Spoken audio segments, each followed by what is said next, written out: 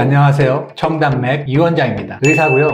한의사 아닙니다. 161cm, 49kg의 몸으로 라면 20개를 먹는 여인. 처음 본 쯔양의 영상은 바로 이것이었습니다. 이제 갓 고등학교를 졸업한 듯한 여성이었고요. 제목을 보고 처음 든 생각은 먹방 패러디한 개그 영상인가? 뭐 이런 느낌이었죠. 그런데 계속 보다 보니 정말 라면 20개를 먹더군요. 거기에다가 아이스크림 4개, 초코바, 초록매실 1.5리터, 아침 햇살 1.5리터까지 대략 계산해봐도 10,000kcal 정도 됩니다. 경악 그 자체였죠. 저게 가능해? 와우. 이번 영상은 쯔양이 먹는 거 보고 너무 놀라서 제작해봤습니다. 실제로 쯔양을 만나본 적이 없기 때문에 대부분 제 예측이고요. 과학적으로 어떻게 그렇게 먹을 수 있는지, 살은 왜 안 찌는지 4가지 관점에서 알아보도록 하겠습니다. 영상 끝까지 봐주시고요. 구독과 좋아요, 알람 설정까지 감사합니다. 친구 중에 키가 190cm, 몸무게가 100kg인 여성이 있습니다. 그런데 이 친구도 라면 6개밖에 못 먹습니다. 보통 이렇죠. 많이 먹는 사람은 덩치도 더 큽니다. 더구나 유명한 먹방 유튜버 중엔 남자들이 더 많습니다. 몸통 자체가 크니 그 안에 위, 소장, 대장들이 커서 더 많이 들어갈 수가 있으니까요. 먹방으로 유명한 남자 유튜버 엠브로가 있죠. 예전에 다이어트 영상 찍은 거 보니 살 빼기 전에 130kg이었다고 하더군요. 한국 여성 평균적으로 키가 160cm일 때 여기서 머리 부분 제외하고 다리 부분 제외하고 순수하게 몸통의 길이를 계산해보면 47.7cm가 나옵니다. 소화기관이 들어있는 곳의 영역인 거죠. 음식을 먹었을 때 목 밑에서부터 배꼽 부위 대장까지 채워지죠. 그 길이를 계산한 겁니다. 47.7cm. 이 정도 사이즈에 라면 20개가 들어가는 겁니다. 몸통의 크기가 크지 않은데 그렇게 많이 먹는다는 게 역설적이죠. 쯔양의 영상을 보고 놀랍기도 하고 의구심이 들었던 게 바로 이 크지 않은 체구였습니다. 다이어트 약품으로 이런 게 가능할까 의심하는 분도 있을 텐데요. 비만약의 주작용은 식욕을 억제해서 먹는 양을 줄여 살을 빠지게 합니다. 저렇게 많이 먹게 해주는 약도 없고요.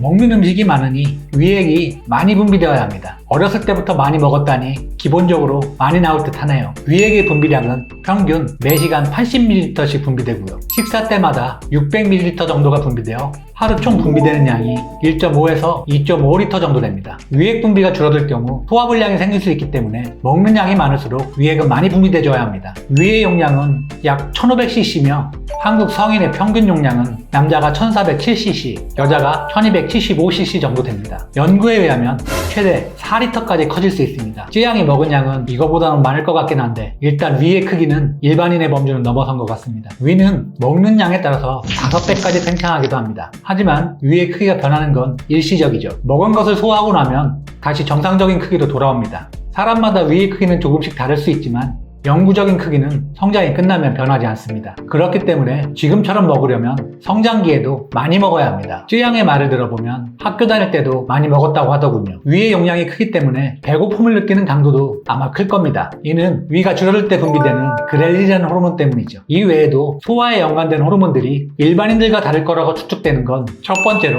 인슐린 분비량입니다. 쯔양은 인슐린 분비가 먹는 양에 비해 적을 거라고 생각되네요. 인슐린은 위에서 분해된 당을 온몸 구석구석 저장시키는 역할을 하는데요. 많이 분비된다면 많이 먹었기 때문에 살이 잘 쪘을 겁니다. 인슐린 분비가 적다는 건 인슐린 저항성이 아직 안 생겼을 가능성이 높은 거죠. 인슐린 저항성이 있으면 당뇨도 생기지만 인슐린도 많이 분비되게 됩니다. 이 인슐린이 살을 찌게 하는 호르몬 중 하나인 거죠. 술을 마시는 영상이 가끔 있더군요. 주량을 보아하니 간 기능은 아주 좋은 편인 것 같습니다. 즉 음식을 많이 먹는 사람들에게서 보이는 지방간이 아직 안 생겼을 거란 얘기죠. 두 번째로는 지방분해 효소인 리파제 분비가 적을 가능성도 높습니다. 이 효소는 지방을 지방산과 글리세린으로 분해하는 역할을 합니다. 분해 효소가 많이 분비되면 흡수가 잘 되고 살이 찌게 되죠. 이런 원리를 이용해서 만든 비만 치료제가 제니칼 같은 약입니다. 지방 흡수가 안 돼서 살이 덜 찌게 하는 약이죠. 다이어트 할 때 많이 마시는 보이차 또한 리파제 활성을 막아서 살이 빠지게 합니다. 보이차의 풍부한 갈산이 이런 역할을 하죠. 비슷한 작용을 하는 약이 있더라도 1000kcal의 음식을 먹고 살이 안 찌게 하는 정도는 아닙니다. 이런 소화효소 반응은 개인의 특성일 뿐이죠.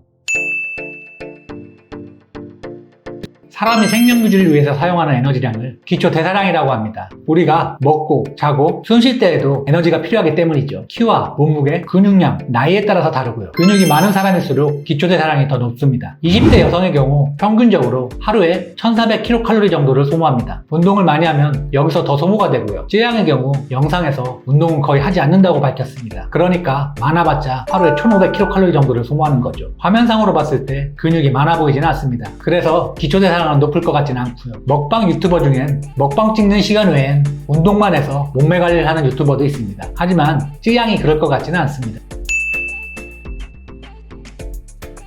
많이 먹어도 살이 안 찌는 사람들이 쯔양 말고도 있습니다. 물론 쯔양처럼 먹는 사람은 드물긴 하죠. 2009년 영국의 의학 전문지 네이처 메디슨에 따르면 미국 샌프란시스코 캘리포니아 대학의 로버트 페어스 박사는 소장에서 분비되는 효소 중 하나인 MGAT2 효소를 억제하면 지방을 모두 연소시켜 살을 찌게 하지 않는다는 걸 쥐실험을 통해 밝혀냈습니다. 페어스 박사는 유전자 조작을 통해 쥐들의 MGAT2 효소의 활동을 절반 이상 감소시켰습니다. 쥐들에게 16주 동안 고지방 먹이를 준 결과 체중이 전혀 늘지 않고 고지혈증, 지방간 등의 증상이 전혀 나타나지 않았습니다. MGAT2 효소가 억제된 쥐들은 섭취한 과잉 지방을 백색 지방 조직에 저장하지 않고 연소시켰습니다. 따라서 이 효소의 활동을 억제하면 비만이나 기타 대사 질환을 효과적으로 억제할 수 있다는 얘기죠. 실제로 아무리 먹어도 살이 안 찐다고 하는 사람들 중엔 MGAT2가 억제되어 그렇게 된 사람들이 있습니다. 유전자 수준의 변화이기 때문에 아직 상용화되거나 그런 기술은 아니고요. 아마 쯔양도 그 중에 한 명일 거라 생각되네요. 쯔양의 음식 섭취량과 먹은 후의 체중은 미스테리에 가깝습니다. 최근엔 먹방을 하는 동안에만 음식을 먹고 다른 땐 먹지 않는다고 하더군요. 일명 간헐적 단식을 하는 거죠. 그렇다고 하더라도 역시 의문점은 많습니다. 다른 사람은 따라할 수 없는 일이고요. 영상 마치겠습니다. 감사합니다.